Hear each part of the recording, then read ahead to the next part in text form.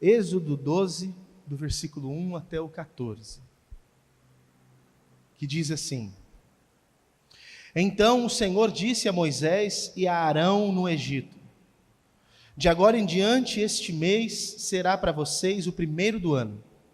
Anunciem a toda a comunidade de Israel que no 10º dia deste mês, cada família escolherá um cordeiro ou um cabrito para fazer um sacrifício, um animal para cada casa. A família que for pequena demais para comer um animal inteiro deverá compartilhá-lo com outra família da vizinhança. O animal será dividido de acordo com o número de pessoas e a quantidade que cada um puder comer. O animal escolhido deverá ser um cordeiro ou um cabrito de 1 ano, sem defeito algum.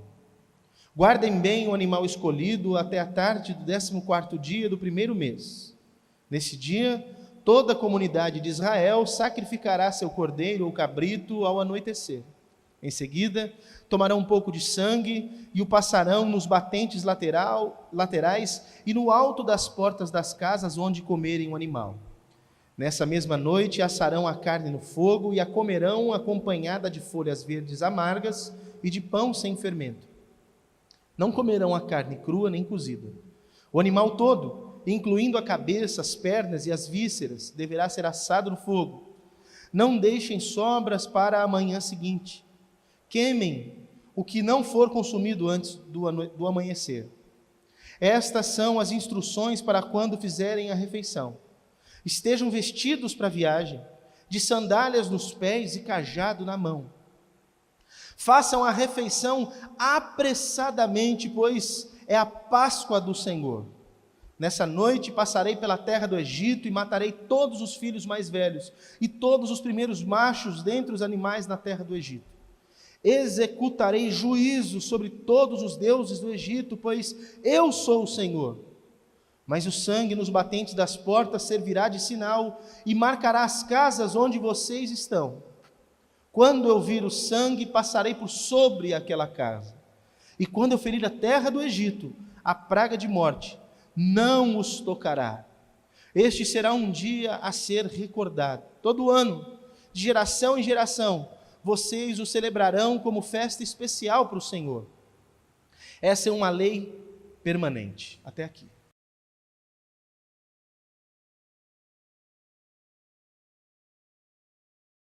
Pai bendito, permite-nos pela Tua palavra compreendermos a Tua vontade, esse Teu chamamento, esse livramento que o Senhor nos dá e essa comissão para algo que nos seja no coração, algo maravilhoso e que atendamos de pronto o que o Senhor falará conosco hoje. Permita-nos que o Teu Espírito Santo conduza-nos em tudo.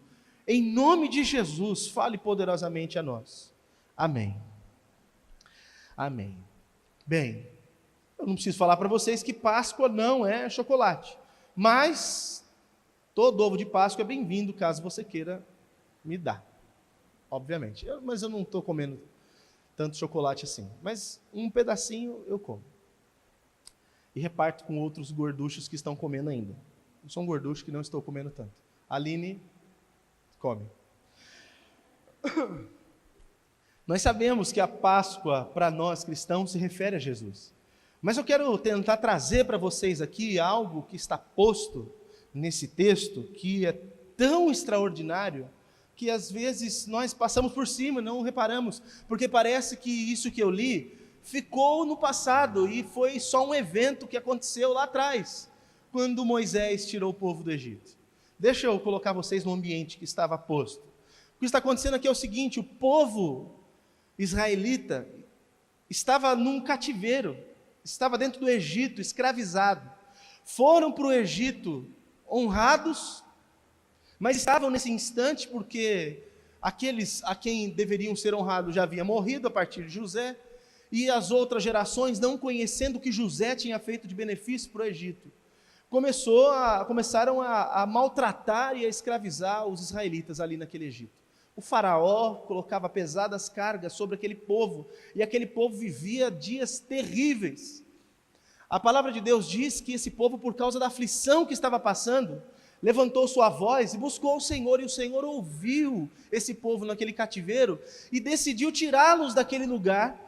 E então Deus levanta Moisés para que Moisés seja o libertador do povo e faça essa transição da saída do povo do Egito para uma terra que Deus estava prometendo para eles, uma terra que emana leite e mel, um lugar de alegria, prosperidade e abundância. Deus levanta Moisés, Moisés se torna o legislador do povo, aquele que ia conformar o povo na vontade de Deus e ia fazer com que o povo fizesse essa transição, passasse pelo deserto. Nós conhecemos essa história, sabemos que o povo foi rebelde, sabemos que o povo desobedeceu a Deus algumas vezes e ficou até pelo deserto. Mas é muito importante que compreendamos que esse fato que está posto aqui, embora foi um acontecimento real e literal, também é um símbolo de algo muito maior que haveria de acontecer no futuro. Aqui está posto um grande modelo de algo que atinge a cada um de nós. A libertação dos israelitas do Egito atinge diretamente os judeus. Mas o que isso significa e o que isso simboliza, o que isso representa, afeta a cada um de nós que aqui estão. Então eu quero fazer algumas constatações quanto a esse texto e fazer algumas aplicações para nós. Primeiro é importante você notar o seguinte: Deus havia estabelecido, nesse capítulo nós lemos isso, Deus havia estabelecido um dia específico para que a terra do Egito fosse julgada, para que o juízo dele viesse sobre a terra do Egito, dia 14 daquele que seria o primeiro mês, à meia-noite. Tinha dia e tinha hora marcado para um grande juízo da parte de Deus vir. Acontece o seguinte: Deus queria livrar o povo dele do Egito, mas o chefe do Egito, o rei do Egito, o faraó, ele disse: não, esse povo não vai sair daqui, porque imagina, aquele povo era escravo, eles eram lucro total para aquela nação. Não tinha por que aquele povo ir embora, não tinha por que o faraó permitir que aquele povo fosse embora. Quando Moisés vai lá falar com o faraó: olha, esse povo tem que ir embora, o faraó fala: não, eles não vão embora. E Deus decide, por conta da maldade que havia naquele lugar e da opressão que o seu povo havia sofrido, Deus decide punir aquele lugar. E isso aqui é difícil para a gente falar, irmãos. É difícil porque muitas pessoas se utilizam de textos como esse para falar que Deus é mau, porque não compreendem o mundo que era, a situação que estava posta, e olham para Deus e falam: que Deus mau que está punindo. E hoje, aliás, é uma coisa difícil de se falar nas igrejas, falar sobre juízo. É complicado falar sobre isso, porque as pessoas ouvem isso e já falam assim: não é esse o Deus que eu quero um Deus que faz só coisas boas. Acontece que Deus de fato faz coisas maravilhosas e lindas. Nós estamos falando que o castigo de Deus, o juízo de Deus haveria de vir, não sobre o seu povo, o juízo de Deus haveria de vir sobre um povo iníquo, pecador, rebelde, que costumazmente não se voltava para ele e voluntariamente não queria abandonar o mal. Deus preparou um dia para que a terra do Egito fosse completamente julgada, para que a mão dele fosse pesada sobre aquele lugar. Nesse caso específico tinha dia e hora para acontecer. Dia 14 do primeiro dia do ano, meia-noite. Quando chegasse esse momento, o juízo de Deus seria derramado de uma forma triste. Mas isso daí, como eu disse, é um modelo de algo que serve para nós agora. Eu não sou um mensageiro de más notícias, sou um mensageiro de boas novas, mas para que vocês compreendam as boas novas, vocês precisam entender o problema que há por trás. Não há boa notícia se você não compreender o perigo iminente que está para acometer toda a terra. Nós, agora há pouco, antes de começar o culto, eu saí daqui da igreja, fui pegar a caixa de som aqui na casa da Jéssica, peguei aqui os meninos da Léo que estavam indo a pé, coloquei eles no carro, falei: vamos, levo vocês, mas vamos comigo ali primeiro. Fomos lá na casa dela, no caminho nós encontramos a irmã Nadir, demos carona para ela, e quando nós estávamos voltando, nós passamos ali na esquina, está tendo um evento, sei lá, um show de pagode, eu não sei se era por causa do jogo de São Paulo e Corinthians, eu não sei. Ali num barzinho que tem aqui dentro do Portal Bordão, estava tendo uma festa grande e tal. E até eu e a irmã Nadir, nós comentamos sobre isso, né, irmã Nadir? Esse povo está festejando. Ela ainda falou assim, eles estão buscando motivo de felicidade. É verdade, eles estão mesmo. Eu nem acho que nenhum deles está ali querendo fazer nenhum tipo de mal para ninguém, eles estão buscando mesmo algum tipo de felicidade. Mas eu disse para ela assim, eles nem imaginam que eles estão vivendo igualzinho no tempo de Noé, porque tem um dilúvio para acontecer no mundo, e eles não estão notando isso, e estão vivendo como se nada fosse acontecer, porque eles estão ali curtindo a vida, como se não tivesse nada para acontecer amanhã. Sabe qual é uma notícia que eu particularmente nem gosto de dar, mas é fato? Deus também preparou um dia para julgar toda a terra. Do mesmo jeito que Deus preparou um dia para julgar o Egito, Deus preparou um dia em que há de julgar todas as ações e pensamentos dos homens. Todo mundo há de ser julgado num dia específico. E é terrível falar sobre isso, porque esse dia, para alguns, vai ser um dia de alegria, mas para outros vai ser um dia terrível. Sabe, meus irmãos, a comparação que a Bíblia fala, do sentimento que será posto nesse dia? As pessoas vão chorar e sofrer, como alguém que perde o seu filho único. É um sofrimento, é uma desgraça, é uma falta de qualquer tipo de esperança. As pessoas vão sofrer demais naquele dia. Está posto um dia onde Deus vai julgar todas as pessoas. E as pessoas acreditem ou não, esse dia chegará. As pessoas concordem ou não, gostem ou não, esse dia há de chegar. Da mesma maneira que esse dia foi colocado, essa data ficou marcada, que o juízo viria sobre o Egito, e os egípcios não creram naquilo, mas o juízo veio. Da mesma maneira haverá um juízo sobre toda a terra. E a maioria das pessoas não estão preocupadas com isso.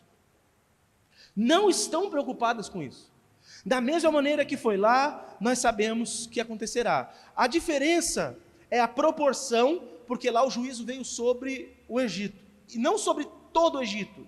Uma cidadezinha específica do Egito, uma região de Gósen, não foi atingida, porque é onde os israelitas estavam, mas no restante de todo o Egito houve uma punição, por conta da quantidade de pecado e de maldade que havia no coração daquelas pessoas.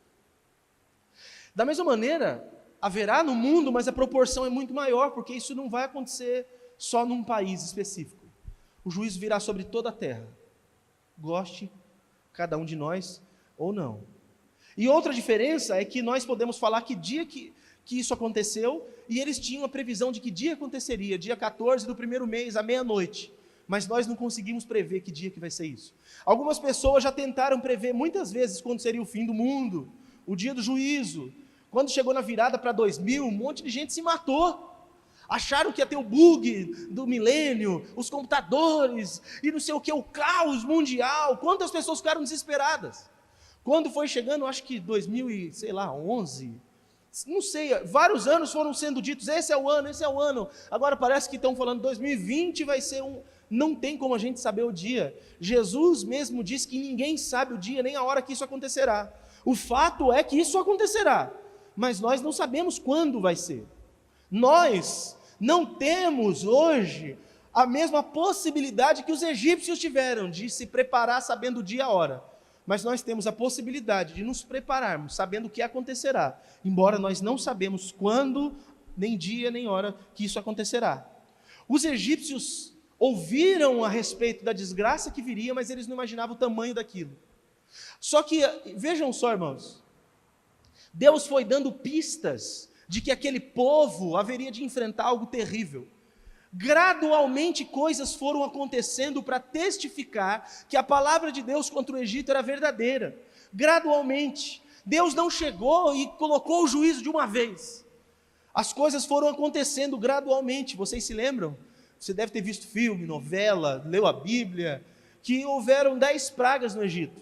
E a intensidade do mal daquelas pragas foi aumentando gradativamente. As águas do Nilo se tornam em sangue, depois rãs cobrem a terra, depois piolhos atormentam as pessoas e os animais, moscas infestam o país inteiro, os animais começam a morrer, as pessoas e os animais que estão vivos ficam cheios de feridas e úlceras, começa a vir uma chuva devastadora de granizo, uma nuvem de gafanhoto toma todas as plantações, destrói tudo.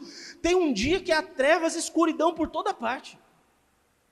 Gradativamente o mal vai chegando, sinais de que um mal maior viria, e mesmo assim ninguém se arrependia, ninguém mudava o coração. Você sabe, todo mundo sabe, todo mundo fala que um dia o fim do mundo vai vir, o juízo vai vir e tal. Mas as pessoas vivem como se isso não fosse uma realidade. Acontece que da mesma forma que foi primeiro no Egito, também é conosco, porque dia após dia, sinais demonstram que esse dia terrível está chegando. Sinais demonstram que esse dia está chegando, e as pessoas não ficam atentas, elas vão vivendo como se nada fosse acontecer. E sabe o que é o pior? Aqueles sinais, eles antecediam um dia que eles sabiam qual era. Os sinais dos nossos tempos, eles antecedem um dia que nós não sabemos qual será. Pode ser amanhã, pode ser hoje, nós não sabemos. Mas alguns sinais, por exemplo, Mateus 24 fala, o aparecimento de falsos cristos. Quantos dizendo que são Cristo apareceram? Guerras e ameaças de guerra, aumento da fome, aumento de terremoto, perseguição dos cristãos em toda parte do mundo, falsos profetas enganando as pessoas, aumento do pecado, esfriamento do amor, tudo isso já está aí, todo mundo vê isso o tempo todo. Outras coisas ainda vão acontecer que são piores. Nas palavras de Jesus, leia Mateus 24 e 25. Jesus explica que há uma sequência de fatores até o fim. O primeiro momento da história antes do fim é chamado de princípio das dores, que é onde hoje vivemos. Esse tempo, ele parece ser o pior de todos, mas ainda não é. Vai chegar um momento em que a Bíblia chama de a grande tribulação. A metáfora que Jesus usa é de uma mulher grávida. A barriga dela começa a crescer, por enquanto é tudo bonito, tudo lindo e tal. Daqui a pouco ela começa a sentir umas contrações. Antes do bebê nascer, ela começa a sentir contrações. E as contrações, elas vão aumentando a intensidade conforme o tempo passa e diminuindo o espaço de tempo entre uma e outra. Então, quanto mais perto está do bebê nascer, maior a contração, e menos período de tempo há entre uma contração e outra. Vai aumentando a intensidade, diminuindo o tempo, aumentando a intensidade, diminuindo o tempo. Os sinais desse dia de juízo também são da mesma forma. As coisas antes aconteciam num espaço largo de tempo, e eram coisas menores, pontuais, era num lugar do mundo, no outro e tal. Agora é o tempo inteiro, tudo acontecendo e cada vez mais, e o volume e a intensidade vai cada vez aumentando. Eu já disse isso, mas um dia, há muito tempo atrás, sob encomenda do César, foi para a JNI, Cezão, que você tinha pedido? Ele pediu para eu fazer um estudo sobre a questão dos terremotos, porque está profetizado que ia aumentar. E eu fui fazer uma pesquisa a respeito disso, e de fato, só para você ter uma ideia, assim, nos últimos 10 anos, nós tivemos mais terremoto no mundo do que no resto da história do planeta. Foi aumentando a quantidade, a intensidade, a quantidade, o espaço de tempo foi diminuindo, a quantidade de terremoto é o tempo inteiro. A gente não é noticiado de todos os terremotos, a gente é noticiado desses que destroem uma cidade inteira, mas o tempo todo no planeta agora está tendo um monte de terremoto. Isso são sinais de coisas que hão de acontecer, mas, como eu disse, tem coisas que ainda hão de acontecer, como por exemplo, nós vamos ver um caos inigualável na economia mundial. Isso não está posto ainda. Nós temos problemas, mas aí alguém se vira daqui, alguém se vira dali, nós veremos ainda um caos mundial, inigualável na economia, um caos na moral, vai ficar pior do que é, irmãos. Você acha que está ruim? Se prepara que vai piorar. Pastor, mas que pessimista que você é. Não, eu estou te dizendo o que a Bíblia põe. O anticristo vai se manifestar, fazendo com que as pessoas se afastem de tudo aquilo que é Deus. Se possível fosse, enganaria até os escolhidos de Deus. Mas vai arrastar um monte de gente junto que ele, tudo que diz respeito a culto a Deus, vai ser passível de punição com morte. Hoje os cristãos são perseguidos em alguns lugares do mundo. Vocês vão ver daqui a algum tempo como que isso vai ser. Por isso que a gente tem que aproveitar essa oportunidade e evangelizar, entregar a Bíblia para todo mundo saber. Vamos salvar o máximo de pessoas possíveis. Os dias serão tão terríveis que a Bíblia fala que serão dias como nunca houve na história da humanidade.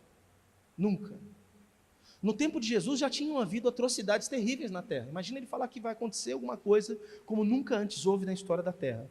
Irmãos, esses são os sinais que o tempo todo estão acontecendo, mas as pessoas continuam vivendo como se nada estivesse acontecendo.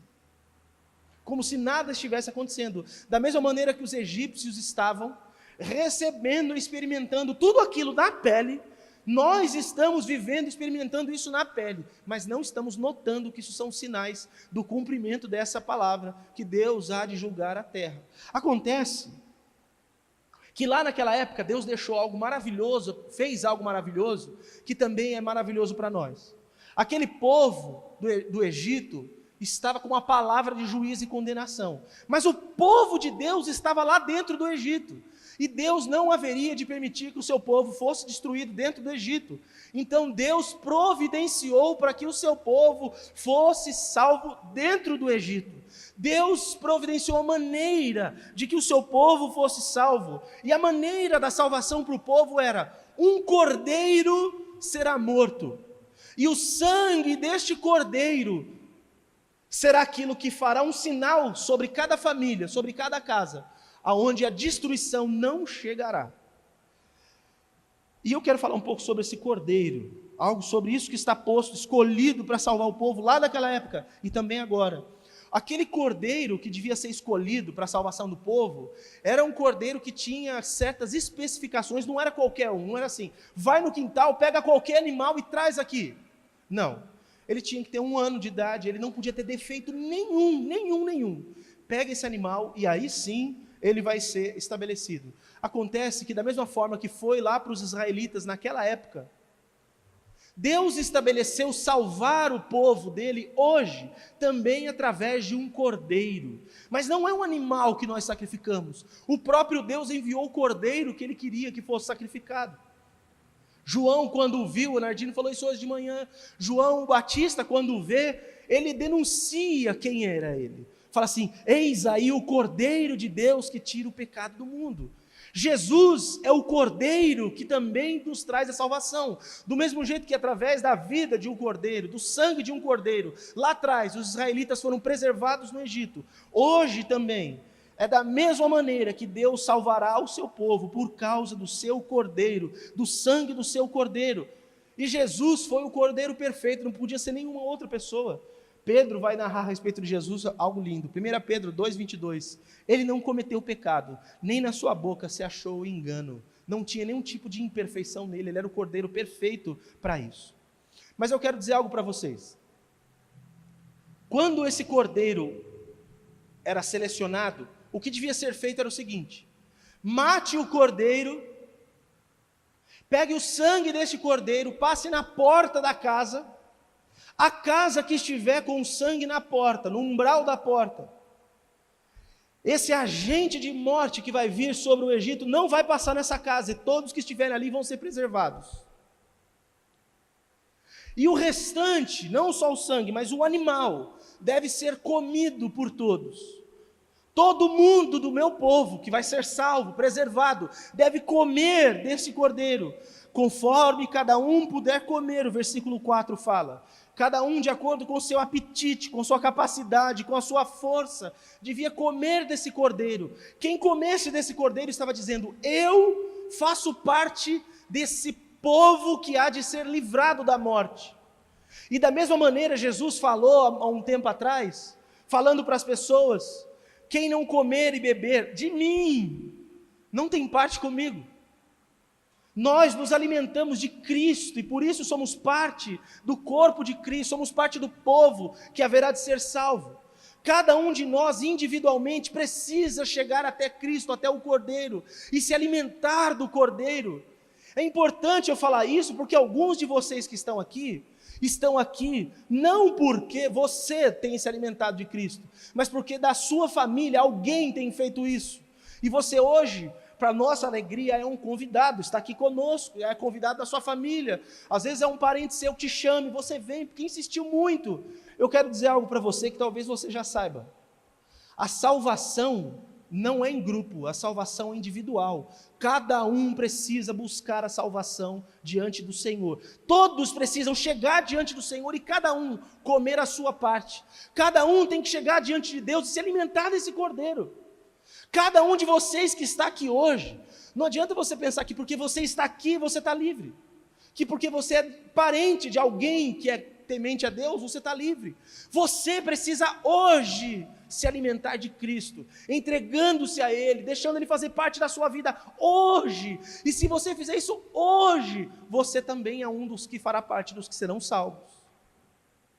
Mas se você não fizer isso, você não é parte daqueles que são do povo, porque todo o povo foi constrangido por Deus a se alimentar desse cordeiro.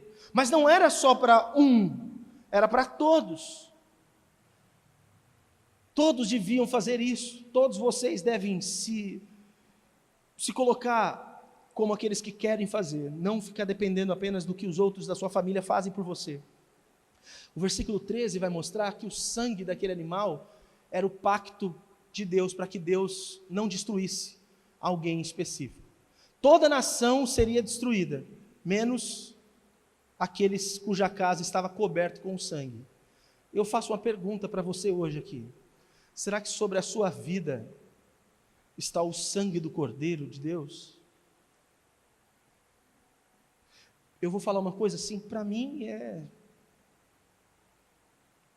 destruidor. A minha alegria seria que as pessoas só de colocar o pé dentro da igreja já garantissem a salvação. Ia ser bom, né? A gente faria um trabalho bem bonito de trazer todo mundo para a igreja o tempo todo. Mas a salvação não se dá porque as pessoas frequentam igrejas.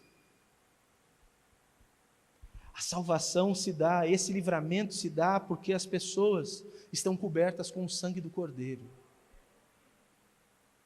E se você não está coberto com o sangue do Cordeiro, eu quero te dar a pior notícia possível. O dia do juízo chegará e você será um dos que serão implacavelmente destruídos. Pastor, mas isso é uma mensagem de Páscoa? É que a nossa Páscoa ficou romântica. Isso foi a Páscoa dos judeus. O que aconteceu foi o seguinte: Deus queria livrar o povo daquele lugar, levantou Moisés para fazer isso.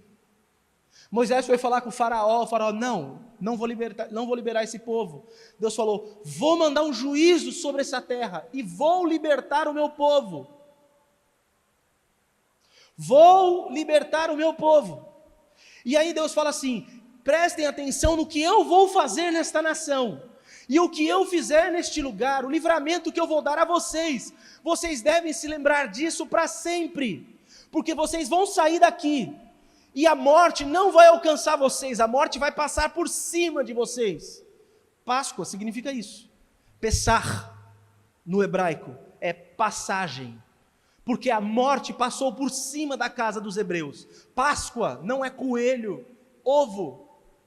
A Páscoa bíblica dos judeus, da onde vem a nossa Páscoa cristã depois, é exatamente isso, o livramento que Deus dá para o seu povo de uma destruição que viria.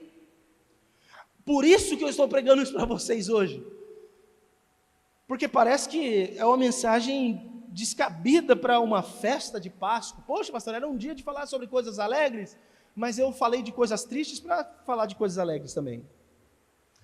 A Páscoa, meus irmãos, é mais do que uma festa. A Páscoa é uma convocação de Deus. A Páscoa é uma convocação de Deus. Deus convoca cada uma das pessoas em toda a Páscoa ao êxodo. Então, deixa eu explicar algumas palavras para você. Você está lendo esse livro que eu pedi para você abrir, Êxodo capítulo 12. A palavra êxodo significa saída. Êxodo é o livro que narra a saída do povo do Egito até a terra deles, que Deus havia prometido. Então esse êxodo, essa saída, é a mesma coisa que Deus quer fazer com todas as pessoas. Para que serve a Páscoa? Para que Deus instituiu a Páscoa? para que nós sejamos todas as vezes convocados a sair. E sair da onde? Sair do Egito, sair das coisas do mundo, sair daquele ambiente onde o juízo vai vir, sair daquilo que desagrada a Deus. Só que nós temos que compreender que a consciência deste fato tem que ser uma consciência de urgência. Nós não podemos viver como temos vivido. Quantos de vocês que estão aqui vivem diariamente como se isso que eu estou falando fosse uma mentira? E eu tenho certeza que todo mundo aqui sabe, no fundo do coração, que o que eu estou falando é verdade. Vocês sabem que um dia haverá um juízo de Deus. Todo mundo sabe, você pode falar com quem for, todo mundo sabe. Mas as pessoas vivem como se isso não fosse uma realidade. Isso não é apenas uma realidade, como isso é uma coisa urgente, porque nós não sabemos o dia. Isso pode ser qualquer hora. E se isso acontecer daqui a pouco, como que vai ser? Se a sua vida não estiver com o sangue do Cordeiro te cobrindo, o que vai ser, meu irmão? Se a destruição vier sobre você, misericórdia. Misericórdia. No Egito a destruição veio sobre o filho mais velho de cada casa. Sobre a terra, não é isso que vai acontecer, e que Deus tenha misericórdia de vocês. Vocês não vão perder o filho mais velho. Se o sangue do Cordeiro não estiver sobre você, é uma punição eterna, não tem como voltar. Alguns dos cristãos antigamente começaram a pensar sobre isso e tentaram achar uma coisa que desse ânimo para eles. E eles desenvolveram uma doutrina que foi falar a respeito de um negócio que alguns de vocês conhecem, purgatório. Que é assim, a pessoa morre, vai para um lugar e fica lá sofrendo e pagando pelos seus pecados, para que ela não vá para a perdição total. Aí depois ela sai de lá porque ela foi purificada e vai para o céu. Mas isso seria maravilhoso se existisse, eu queria que tivesse, mas não tem. Quando as pessoas forem julgadas por Deus, ou elas ouvirão do Senhor: vinde benditos do meu Pai, para o lugar que estava preparado para você desde antes da fundação do mundo, entra no gozo do Pai. Ou elas vão ouvir: apartai-vos de mim, malditos, para o lugar que estava reservado para o diabo e seus anjos. Não vai ter meio termo, não vai ter uma segunda chance. Então, se era urgente para os egípcios fazerem alguma coisa, para nós muito mais. Para a nossa geração muito mais, porque nós não vamos perder só um filho, como se isso fosse pouco. É uma destruição eterna que não tem volta. Então nós precisamos nos atentar nisso, precisamos ouvir essa convocação de Deus que nos chama para esse êxodo, para essa saída. Você hoje está sendo chamado por Deus para abandonar a vida errada, abandonar a vida de pecado, abandonar a vida que faz o que todo mundo faz lá fora. Você é chamado para uma vida nova. Você é chamado para experimentar algo novo da parte de Deus, e todos nós estamos de saída, aguardando a chegada na terra prometida, que não é a Canaã dos judeus, mas é a nova Canaã, uma nova terra que o Senhor tem preparado para todos nós. O caminho é fácil? Não, o caminho vai ser difícil. O caminho é deserto, irmãos.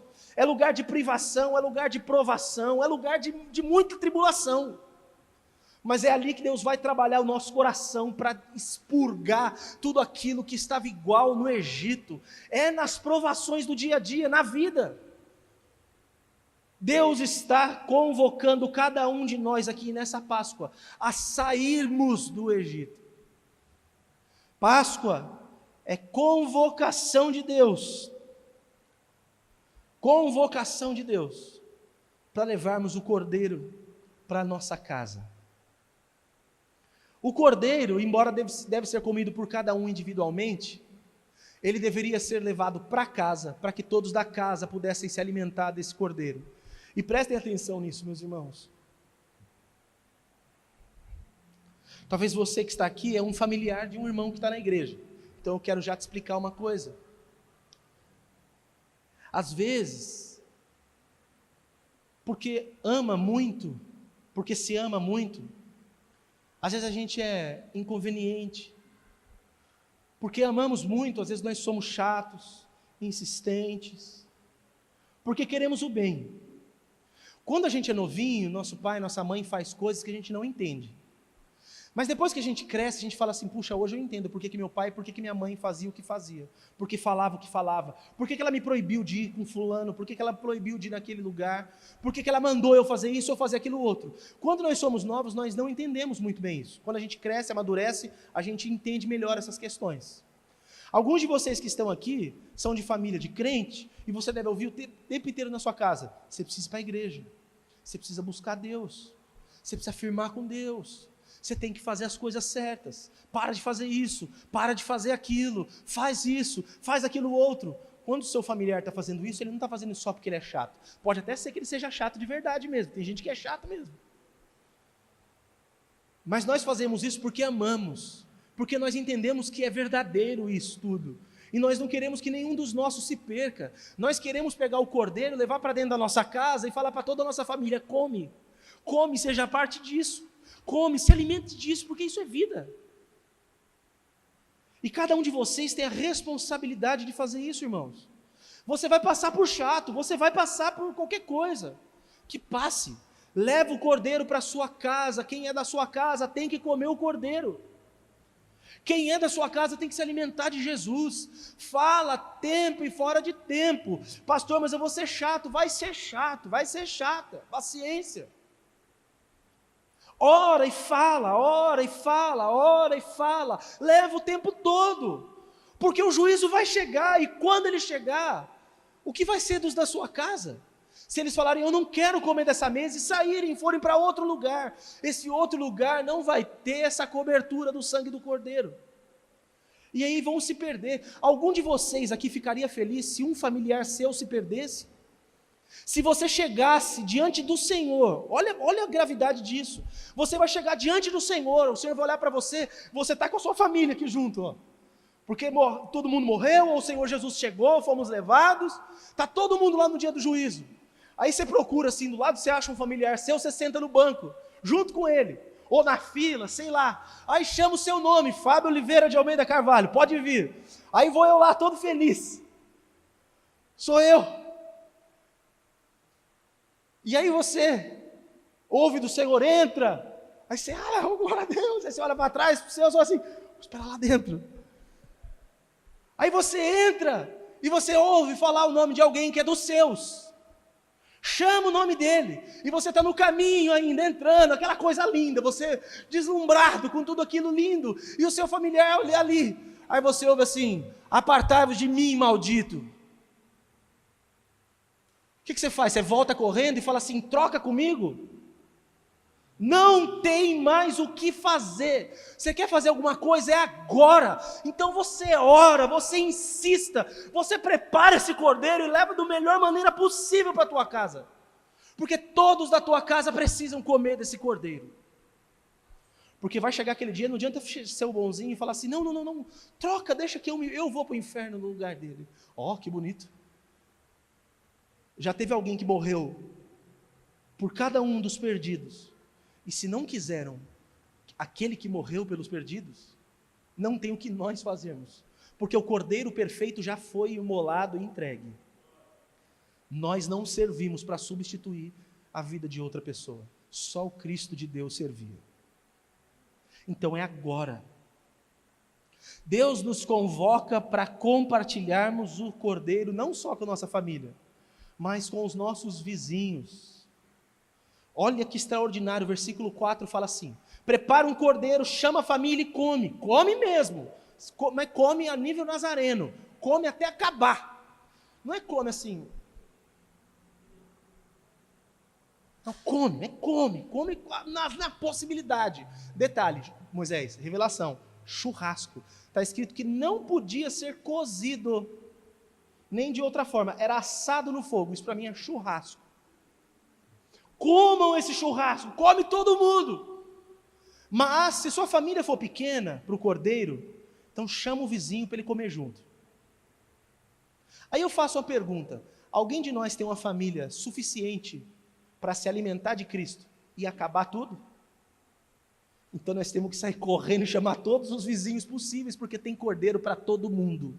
A gente tem que abrir a boca, bater de porta em porta, tocar campainha. As meninas já fizeram um projeto para ganhar lá o prédio que a gente está. Achei lindo. Eu falei, puxa vida, obrigado Deus, veio delas. Vamos fazer convitinhos e vamos fazer uma brincadeirinha com todas as crianças do prédio, vamos convidar todas as crianças, e aí o papai tem a oportunidade de orar com as crianças e com as pessoas. Eu falei, meu Deus, é isso que a gente precisa. Vamos chamar todos os vizinhos, porque o cordeiro é grande demais para a minha família. Quantos dos seus vizinhos você fala do amor de Cristo? Você evangeliza, você trabalha, você luta pela vida deles. Alguns de nós não faz isso com os vizinhos, e nem pode, porque tem um mau testemunho tão grande. Se começar a falar de Jesus para os outros, falar assim, mas você é crente? Como assim? A última pessoa que eu podia pensar que era crente é você. Tem gente que infelizmente é isso, mas você tem que falar mesmo assim. Se você está dando mau testemunho, arruma a sua vida e vai. Se a pessoa te esculachar assim, você pede perdão ainda, mas fala. Porque é a nossa responsabilidade. Vou concluir, porque nosso horário acabou aqui. Sempre que chegar a Páscoa, irmãos, coma chocolate, me dê chocolate. Minhas filhas ganharam 3 potes de Nutella domingo passado, aleluia, é um chocolate maravilhoso aquilo. Mas lembre-se que a Páscoa é um chamado de Deus para a gente sair do Egito, para a gente abandonar as obras erradas que hão de receber juízo. Lembre-se que é um chamado de Deus para a gente abandonar tudo isso que há de causar punição. Lembre-se que Deus vai te preservar. Sempre que chegar uma Páscoa, você lembra assim, Deus vai julgar o mundo, mas Deus vai me preservar, porque o sangue do Cordeiro está sobre a minha vida. Sempre que chegar a Páscoa, você se lembra de novo, eu preciso desfrutar mais do meu Cristo, me alimentar mais do meu Cristo, porque se comer muita comida é pecado, comer muito do Cordeiro é bênção. Se a gente exagerar a comida, a gente peca por glutonaria, mas não tem como exagerar do Cordeiro. Vai lá e se alimente dele. Só que não faça isso só você. Leva para a tua casa e leva para os teus vizinhos. Chama o povo, porque vai vir o juízo sobre todas as nações. Quando vai ser, pastor? Não sei, ninguém sabe. Se alguém disser que sabe, com certeza é um falso profeta. Cabe a nós aqui agora agradecermos a Deus pelo Cordeiro que nos foi dado, pelo sangue que está posto sobre a nossa vida, sobre nossa casa. Para nós aqui basta agradecer a Deus por tudo que Ele tem feito a nós e pedir a Deus graça para que consigamos ajudar as pessoas da nossa família e todas as pessoas ao nosso redor, todos os nossos vizinhos.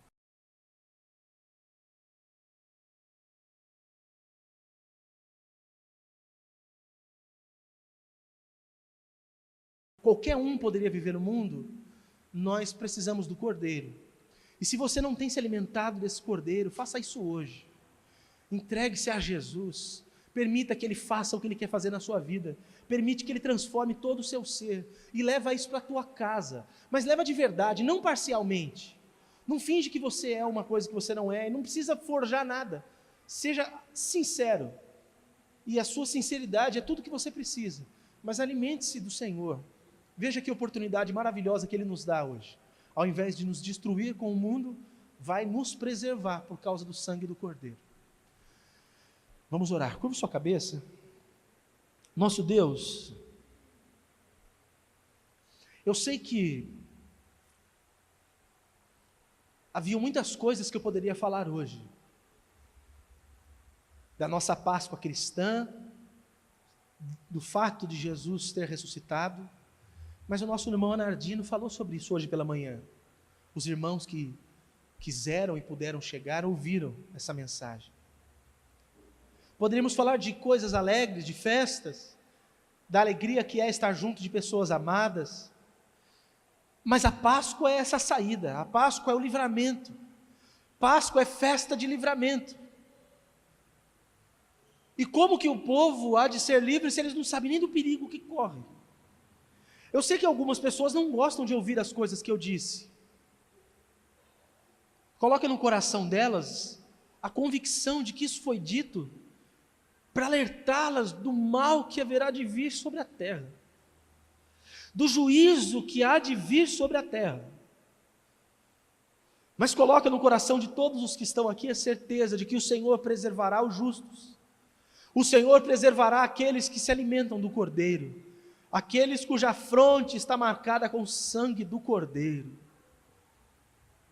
Sempre nos lembremos dessa convocação e que saiamos de tudo aquilo que diz respeito ao Egito, que o príncipe deste mundo tem determinado, todas as coisas que ele demanda neste mundo, que não queiramos nada disso, que abracemos todas as coisas que dizem respeito ao céu, às tuas leis, e que andemos como filhos do Senhor, porque o Senhor tem nos salvado, e isso é demasiadamente maravilhoso. Isso é suficiente para alegrar o nosso coração nessa noite e para fazer desta data uma festa, festa de salvação, festa de êxodo, de saída, festa de Pessach, porque passaste por cima com a destruição e nos cobriste com o sangue do teu Filho Jesus para a salvação. Salve a todos os que estão aqui, pela tua misericórdia eu te peço, e que seja assim em nome de Jesus. Amém.